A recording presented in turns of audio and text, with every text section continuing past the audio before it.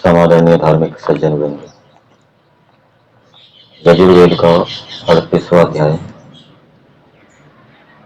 मंत्र संख्या 20 का आज स्वाध्याय किया गया। कल हमने इसके ऊपर विचार किया था। मंत्र है चतुः शक्ति नाभिर्ऋतस्य सप्रतः स नो विश्वायुः सप्रतः सानः सर्वायुः सप्रतः अपद्वेषो अपहरो अन्यव्रतस्य पश्चिम। परमानंद जी, आँख खोल लीजिए, ये ध्यान का समय नहीं है, आँख खोल के बैठिए। तो इस मंत्र के अंदर कई बातें बताई गई है। एक तो नाभि का दृष्टांत दिया है कि जैसे नाभि शरीर में मध्यस्थ होती है, वैसे ही मनुष्यों को निष्पक्ष बनना चाहिए, पक्षपात रहित होना चाहिए, राग द्वेष आदि से रहित होना चाहिए। नाभि के विषय में दूसरी बात भावार्थ के अंदर दी है। जैसे नाभि शरीर में रसों को उत्पन्न करके शरीर के अवयवों को पुष्ट करती है, वैसे ही मनुष्यों को अपने अंदर अनेक उत्तम उत्तम गुणकर्म स्वभावों को उत्पन्न कर फिर उसके माध्यम से दूसरों को पुष्ट करना चाहिए और अपनों को भी पुष्ट करना चाहिए। मंत्र के अंदर विद्वान की बात आई है कि मनुष्यों को विद्वान बनना चाहिए।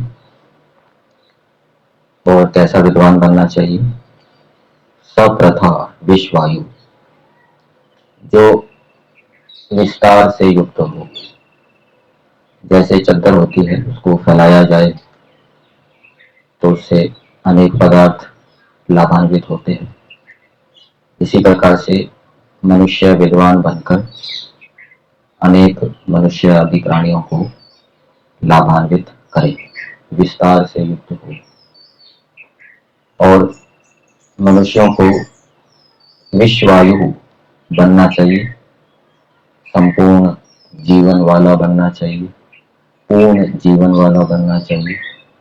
अर्थात उनके अंदर जितना सामर्थ्य है उस सामर्थ्य के अनुसार जितने जितने वो अच्छे गुणकर्म स्वभाव धारण कर सकते हैं उनको धारण करके पूर्ण जीवन वाला बनना चाहिए।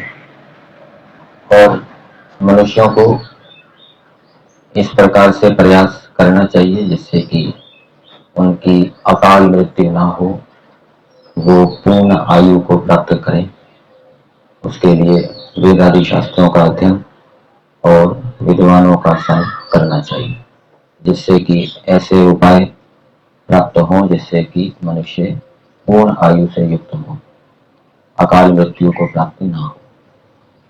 तो फिर विद्वान बनकर, सज्जन बनकर, विस्तार युक्त होकर मनुष्यों को उपदेश करना चाहिए, दूसरे मनुष्यों को उपदेश करना चाहिए।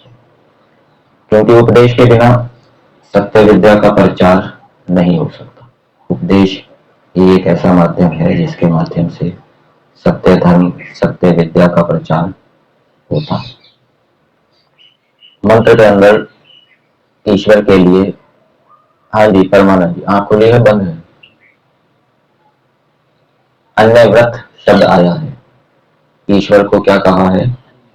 अन्य व्रत, अर्थात दूसरों की पालना करना, दूसरों की रक्षा करना जिस परमेश्वर का स्वभाव है, तो मनुष्यों को भी अपने अंदर इस स्वभाव को उत्पन्न करना चाहिए।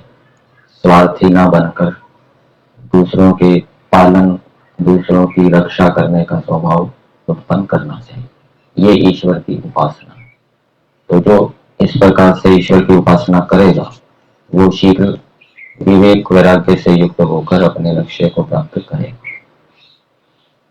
फिर दो दोष मंत्र के अंदर बताए, एक तो द्वेष और दूसरा कुटिल आचरण। तो मनुष्यों को द्वेष भाव को दूर करना चाहिए। द्वेष भाव को कैसे दूर करें उसका उपाय तो नहीं बताया, बताया विद्वानों के संग से और ईश्वर की सेवा करके, ईश्वर की उपासना करके। मंत्र के भावार्थ के अंदर बताया, मंत्र के शब्दों के अंदर उपाय नहीं बताया। जैसे कि संध्या के मंत्र में मंत्र के शब्दों के अंदर बताया है, जो अस्मान द्वेष्टि यम च वयम विष्मः तम वो जम्बे दस्मा। तो मनुष्यों को द्वेष भाव को दूर करना चाहिए, कुटिल आचरण को दूर करना चाहिए, और जितने भी आश्रम है, जितने भी वर्ण हैं, वहां पर भी जो द्वेषी व्यक्ति हैं, कुटिल व्यक्ति हैं, उनका कोई स्थान नहीं। निरुक्त के अंदर आता है कि आचार्य कैसे विद्यार्थी को पढ़ाए, उस विद्यार्थी को आचार्य पढ़ाए जो उससे द्वेष ना करता हो। जो उससे द्वेष करता है तो ऐसे विद्यार्थी को आचार्य रखे ही ना, पढ़ाए नहीं। इसी प्रकार से संस्थाओं के अंदर जो अधिकारी व्यक्ति हैं, अधिकारी व्यक्तियों के नीचे काम करने वाले यदि अधिकारी व्यक्तियों से द्वेष करते हैं, वैर करते हैं, तो उनको नहीं रखना चाहिए, उनको दूर हटाना चाहिए। ये द्वेष भाव का। इसी प्रकार से कुटिल आचरण वाले, कुटिल आचरण वाले विद्यार्थी को भी नहीं रखना चाहिए।